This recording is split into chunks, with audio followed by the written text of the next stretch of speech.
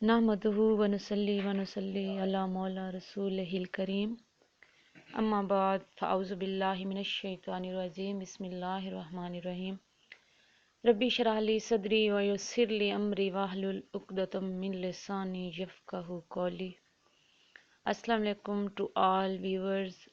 YouTube channel Pakistan academy for PPSC में एक बार फिर हाज़िर हूँ अपनी एक नई वीडियो के साथ।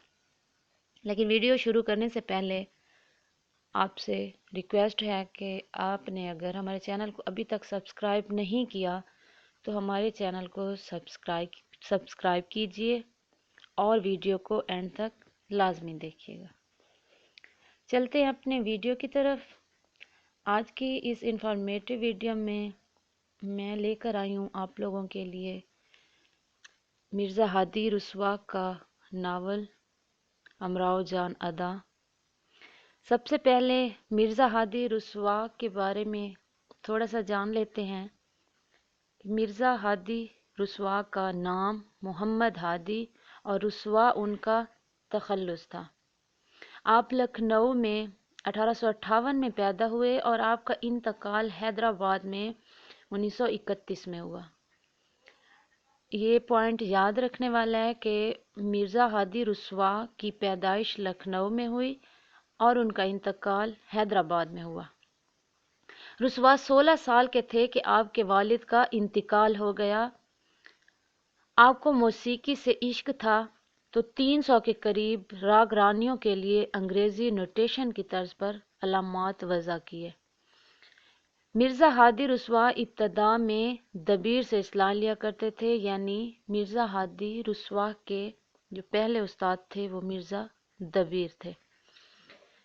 मिर्ज़ा हादी रुस्वा का ताल्लुक दबिस्तान लखनऊ से था और आपको नफ्सियाती नकाद माना जाता था। आपका मशहूर और मारूफ नावल अमराओ जान अदा है जो उर्दू अदब का पहला नफ्सियाती नावल माना जाता है। शुरू करते हैं मिर्ज़ा हादी रुस्वा का नावल अमराओ जान अदा, जिसके अहम किरदार खानम जान, मिर्ज़ा गोहर, अमीरन, बुआ हुसैनी, दिलावर खान और बिस्मिल्ला बेगम हैं।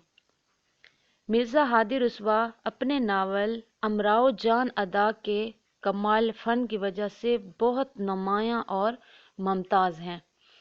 यानी मिर्ज़ा हादी रुस्वा को मशहूर करने वाला नावल अमराओ जान अदा है। इसमें कोई शक नहीं कि अमराओ जान अदा उर्दू अदब का पहला मुकम्मल नावल है। बाज़ तनकीद नगारों ने अमराओ जान अदा को उर्दू का बेहतरीन नावल करार दिया है। बकौल डॉक्टर एहसन फारूकी, अमराओ जान अदा नावल नगारी का वो फ़न है कि जिस तक कोई भी उर्दू नावल नगार नहीं पहुंच सका। अमराओ जान अदा के कुल 13 हिस्से हैं। डॉक्टर मोहम्मद हसन ने लिखा है कि शरर के फसाना आज़ाद के बाद अमराओ जान अदा को लखनऊ की तहजीबी ज़िंदगी का सबसे कामयाब मुर्का कहा जाता है। आते हैं नावल के खुलासा की तरफ। फैज़ाबाद का एक जमींदार होता है जो निहायत ही नेक और शरीफ आदमी होता है।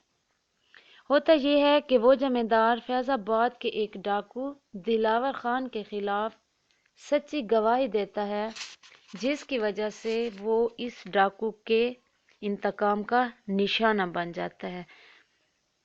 यानी वो डाकू दिलावर खान जमींदार से बदला लेने का सोचता है। उनकी इस गवाही की वजह से दिलावर खान को 12 साल की कैद हो जाती है। अपनी कैद का अरसा पूरा करने के बाद दिलावर खान जमींदार से इस बात का इंतकाम लेता है और जितना अरसा वो कैद में रहता है तो उसके दिल में इंतकाम की ये आग भड़कती रहती है। जमींदार की एक बेटी होती है जिसका नाम है अमीरन और वो 8 साल की होती है कि दिलावर खान अपनी सज़ा का अरसा पूरा करने के बाद जब रिहा होकर आता है तो वो अमीरन को अगवा कर लेता है और उसे फैज़ाबाद से लखनऊ ले आता है। दिलावर खान उसे कत्ल करना चाहता है, लेकिन उसका साथी پیر بخش اسے امیرن کو بیچنے کا مشورہ دیتا ہے۔ اس کا ساتھی بھی پیر بخش اسے مشورہ دیتا ہے کہ وہ امیرن کو قتل نہ کرے بلکہ اس کو بیچ دے۔ تو اپنے ساتھی کے مشورے کے مطابق دلاور خان اسے لکھنؤ کی ایک طوائف خانم جان کے ہاتھوں 125 روپے میں بیچ دیتا ہے۔ امیرن کو وہاں ناچ گانا کی تعلیم دے کر امراؤ جان بنا دیا جاتا ہے۔ اسی کوٹھے پر خانم جان کے ساتھ بوا حسینی اور بسم اللہ بیگم جو خانم جان کی بیٹی ہے وہ بھی ہوتی ہیں۔ اس کے علاوہ خورشید جان اور بیگم جان بھی رہتی ہیں۔ اس کوٹھے پر ایک مولوی صاحب ہوتے ہیں جو لڑکی اور لڑکیوں کو تعلیم دیتے ہیں، اور وہ مولوی صاحب خانم جان کی بیٹی بسم اللہ جان کو چاہتے ہیں۔ ایک نوجوان مرزا گوہر بھی تھا جو امراؤ کے ساتھ مولوی صاحب سے پڑھتا تھا اور امراؤ کا ہم عمر بھی تھا۔ امراؤ جان ادا مرزا گوہر کو چاہنے لگتی ہے۔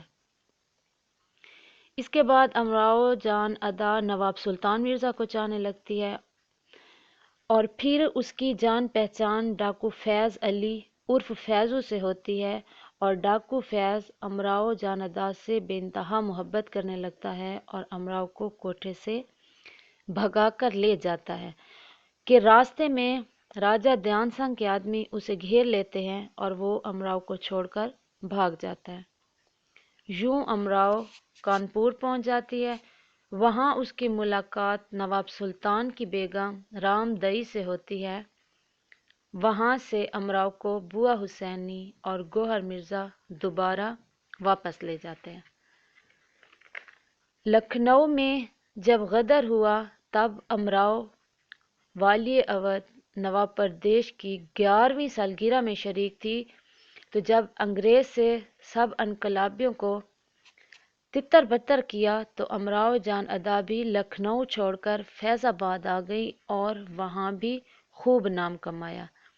یعنی جب لکھنؤ میں غدر ہوا تھا تو انگریز نے سب انقلابیوں کو وہاں سے تتر بتر کر دیا تھا، اور امراؤ جان ادا بھی انہی کے ساتھ تھی، تو وہ لکھنؤ چھوڑ کر فیض آباد آ گئی اور وہاں بھی انہوں نے خوب نام کمایا۔ اتفاقاً ایک بار امراؤ کو اسی کے گھر میں مجرے کے لیے بلایا جاتا ہے تو اس کی ماں اسے پہچان لیتی ہے۔ دونوں ماں بیٹی گلے مل کر خوب روتی ہیں، لیکن اس کا بھائی اسے اپنی بہن قبول نہیں کرتا اور وہ اس کوٹھے والی طوائف کو اپنی بہن نہیں مانتا۔ امراؤ پھر لکھنؤ چلی آتی ہے۔ اس بار نواب محمود علی نے دعویٰ کیا کہ امراؤ میری بیوی ہے۔ بالآخر اکبر علی خان کی مدد سے امراؤ اس مصیبت سے بچ جاتی ہے اور 3 سال تک اکبر کے گھر میں رہتی ہے۔ اکبر کے گھر سے نکل کر وہ اپنا کاروبار شروع کرتی ہے۔ ایک دن امراؤ کچھ دوستوں کے ساتھ بخشی کے تالاب پر سیر کرنے گئی تو دلاور خان کو وہیں دیکھا کہ وہ کھیت میں کچھ کام کر رہا ہے۔ امراؤ نے پولیس کو دلاور خان کے کرتوتوں سے آگاہ کیا اور بالآخر پولیس اس سے گرفتار کر کے لے گئی اور 2 ماہ بعد دلاور خان کو پھانسی دے دی گئی۔ اس کے بعد امراؤ جان ادا تائب ہو کر خدا کی یاد میں اپنی باقی زندگی بسر کرنے لگتی ہے۔ آخر میں آپ سے پھر درخواست ہے کہ ہمارے چینل کو سبسکرائب لازمی کیجیے گا۔ انشاءاللہ اگلی ویڈیو میں ہم بات کریں گے فردوس بری کے حوالے سے، تو اگلی ویڈیو کا انتظار فرمائیے۔ ویڈیو دیکھنے کا شکریہ۔